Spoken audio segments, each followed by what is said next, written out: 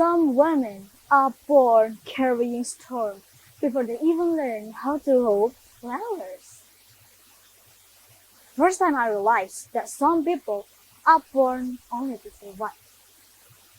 I was still young to understand what survival truly means.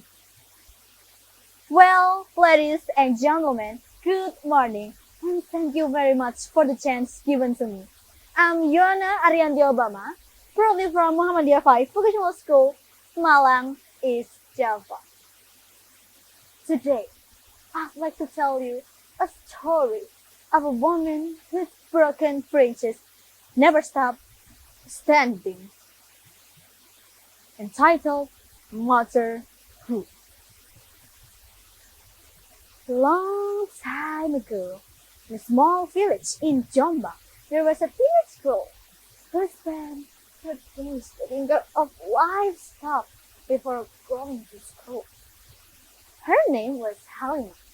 Before dawn even arrived, she would wake up earlier than everyone else just to take care of her 5 younger step siblings alone.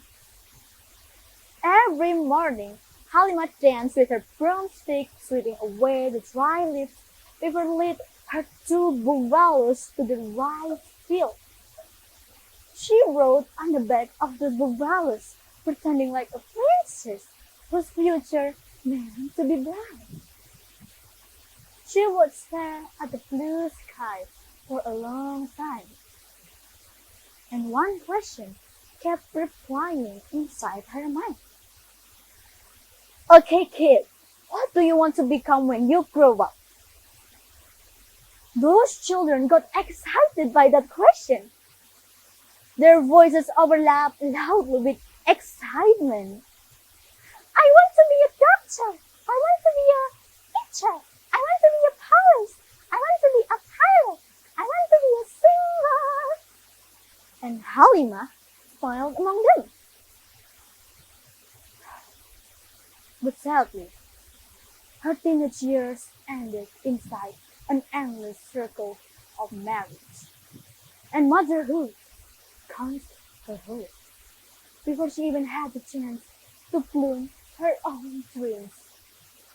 Among all of her siblings, she was the only one who was never tasted education. She stayed behind, watching opportunities rise one by one like birds migrating toward a warmer season. However, life wasn't that easy for Halima. Her first marriage shattered like a thin glass beneath pressure, leaving pieces sharp enough to wound anyone who touched her. From that moment, her spark slowly disappeared. Hollowness crept through her body until one day she met someone Halima thought he was my savior. From there, her life shifted completely. Do you think life finally became kinder to Halima? No, it wasn't. For Halima, it made it worse.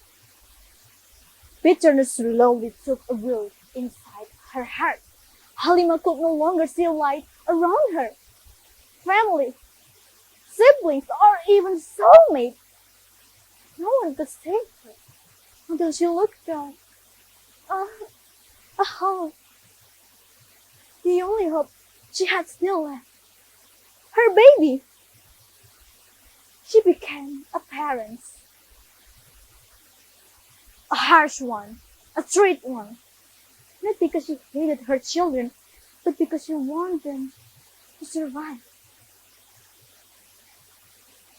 One afternoon, when in the backyard, one of her daughters asked Halima, Mom, why do you hit me when I make a mistake?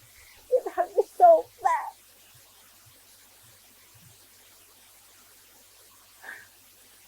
You know, sometimes pain is faster than words would. The little girl thought her mom was being cruel in a way. Halima was simply teaching her daughter to be alive. had ever taught her. On top of that, thunderous voices echoed inside that house. Decoration became a victim of violence caused by the man inside it. Day by day, like waiting for another suffer. And in the end, it finally arrived. The little girl witnesses something her young eyes should never have seen. Her mom was standing under the shadow of a sharp knife.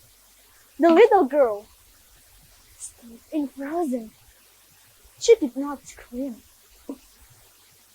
Meanwhile, Halima kept standing amid a trembling and breaking soul. Perhaps she believed that surviving pain was the price the mother had paid to keep their children alive. As a child, I was wondering, what would she have become if life became kinder to her? At one night, her daughter approached Halima. Mom, do you have a time? Just a little, because I was curious and want to ask you a question. Yes, honey. Go ahead. What's going on? I'm just curious that what was your dream when you were younger? Halima went silent. Too tired. When was the last time she ever allowed herself to dream? Oh, what a lovely question, darling. But I just want my children to have a better life than me. For years, I thought the woman in the story was simply someone unfortunate. Until I realized the reason her suffering felt so familiar was because her blood life inside me. The woman who kept surviving even life gave her reason to collapse.